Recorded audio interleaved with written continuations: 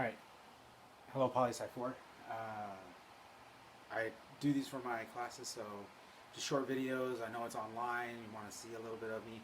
So I'm going to go over each chapter or each theory with you guys so that you understand the theories and understand what I'm talking about. I'm going to try to keep this brief as I go through the notes pretty quickly, but the nice thing about it being on video is that you can rewind it back. Alright, so the first area that we're looking at, the first theory of international relations is realism. How does the international system work together? So let's look at realism. So of the three theories, this is the oldest at explaining international relations.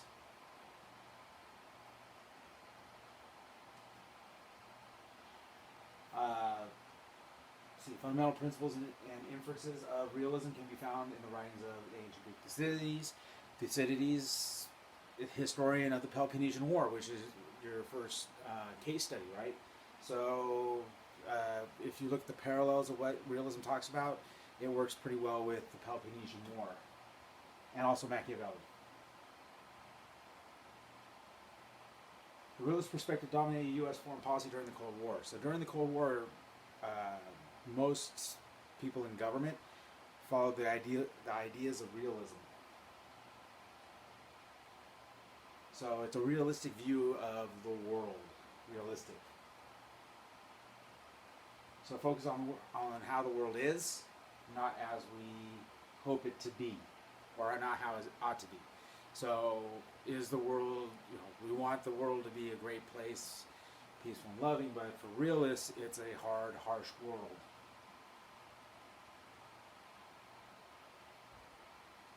So for realists, the key factor in understanding international relations, global politics is considered a contest of power among states. Whoever has the most power wins. So for realists, if you're the most powerful, you're the top of the mountain, and people are gunning for you.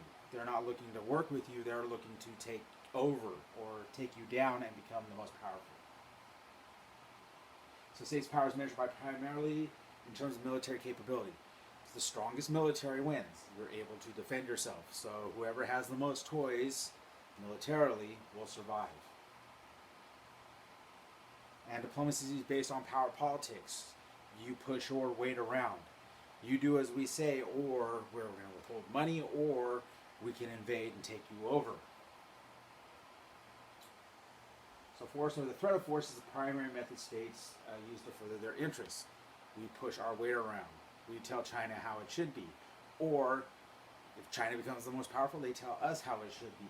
So you use your military might to push countries to do what you believe they should do. So international relations is a struggle for power and security among competing states. So states are competing. If you look back at the Cold War, you had two major polar opposites. You had the United States and you had the Soviet Union vying for power and security. You want to keep your power, you want to stay in power. So classical realists, they look at the history of the Peloponnesian War, how the Peloponnesian War worked out. Athens and Sparta, just like the Cold War, you had the U.S. and Soviet Union, you had Athens on one side and Sparta on the other. Sparta had the greatest military force, army-wise.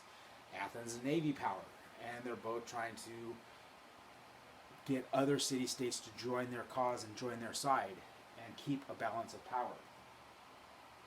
So Thucydides used this war between Sparta and Athens as a case study. So Thucydides talks about the Peloponnesian War and how it works internationally. What made war inevitable is the growth of Athenian power and the fear which this caused Sparta. If you're on top, you want to stay on top. So if you see a rising power, what do you try to do? You try to conquer them before they conquer you. So for realists, you go to war before your enemy becomes so powerful that they overtake you. And that's what happened here. Sparta is worried about Athenian power rising, so now they go to war. So Sparta saw a shift in the balance of power. When you talk about balance of power, you have power shifting between one or the other. So, Soviet Union and the United States, they kept vying for power. And if one became more powerful than the other, then they would worry about, and the other side would try to catch up. So think of the space race and back in the 50s. You had the Soviet Union put the first person up. So the U.S. tries really hard to get tries to get somebody up into space as well. And it goes back and forth, who becomes more powerful. So the Soviet Union wins the space race, right? So what do? We try to surpass them. We're going to go to the moon. So we try to keep a balance of power. Because if you can't show that you keep a balanced power, your enemies see that, and then they will take you over. So two or more states or coalitions of states maintain an even distribution of power. Neither side can be confident that confident of victory should conflict arise. So both sides are going to try to keep their balance of power. You want to be sure to stay up with your enemy, because if you don't, they will take you over. States might be reluctant to initiate or pursue a military resolution to their difference. As soon as one state feels that they can take over the other, they will. So as soon as an all-powerful country becomes even more powerful than another all-powerful country, they will take that country over, and then they will rule. So it's a dog-eat-dog world in a realist perspective.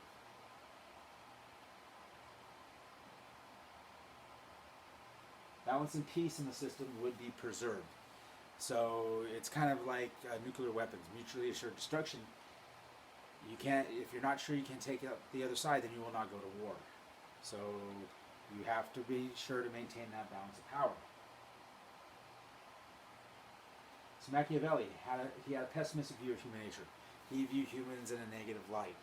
We will do things in a bad way to achieve what we want.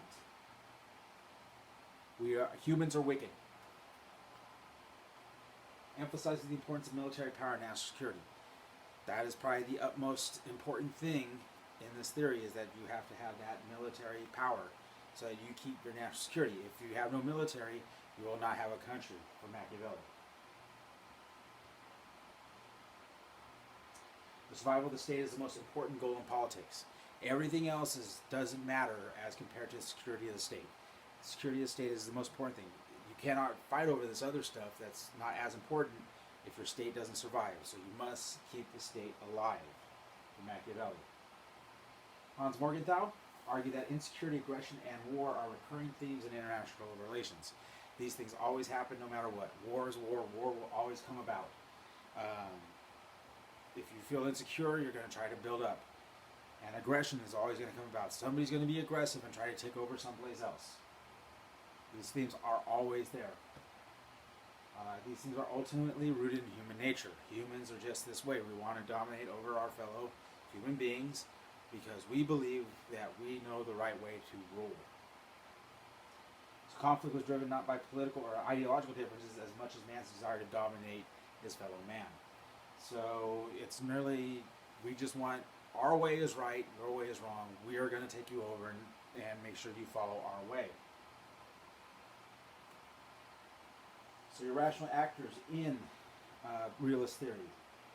States is a rational actor. They pursue attainable, prudent goals that commensurate with their powers, capability to achieve. So the United States wants oil, so they're going to pursue more oil avenues. So they find prudent goals to go after and attain them. They don't go, we're going to take over the world, because that's maybe not a prudent goal for really any country. A state's foreign policy is based on prudent calculations of national interest. What is in our best interest? Do we go into a country that we don't extract any natural resources out of? No, probably not. We go into countries that we do get natural resources from, because that helps us out. So you look out for yourself. Neorealism, realism of today. One main difference between classical and neorealists. Classical looks at the nature of men. So classical looks at the nature of man, human beings. What are we like? We're wicked. We look at the worst in all. Whereas Neo looks at the system as a whole. So it looks at the whole system and not just man or humans. It looks at the institutions. It looks at the geography. All of these are taken into account. The problem is found in the anarchic nature of the international system. There really is no one world government to oversee the system. It's all taken care of by individual states that pursue their own interests. So, outside your borders, everything is anarchy. There is no governing authority. The only thing you can control is within your borders. So, lack of central authority or government to enforce law and orders between states and throughout the globe. There is no national one world government. States are compelled to base their foreign policy on national security considerations because they are ultimately responsible for their own survival. You can have allies, but your allies may stab you in the back. You have to be able to be strong enough to stand on your own and maybe have allies help. And you would say you would help defend them if you are the strongest. So states exist in a self-help system. They look out for themselves. They really can't rely on anybody else. Your allies may be there today, but they may not be there tomorrow, especially if you look weak. It's the anarchic nature of the international system leaves every state for itself. So a realist, it's a self-help system. You're out on your own. You have to look out for yourself. So components of realist theory. This is important. These are a lot of terms that you should know for like tests, especially when you talk about each theory. You want to talk about the focus of analysis for realists, struggle for power between states and an anarchic system. Your actors are the states themselves. What's the behavior of states? What do they do? They're rational, unitary actors. They look out for themselves. Components, what's the goal of those states? Well, enhance power and security. So you want to be sure you're powerful enough to fight people off and that you stay secure. The view of human nature, again, we said is wicked. A pessimistic view of human nature. The condition of the international system is anarchic.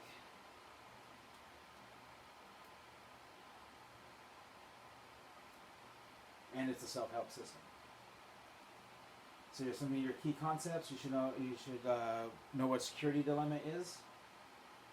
You should know what balanced power is. Power politics. You should know what anarchy is. You should know what the self-help system is.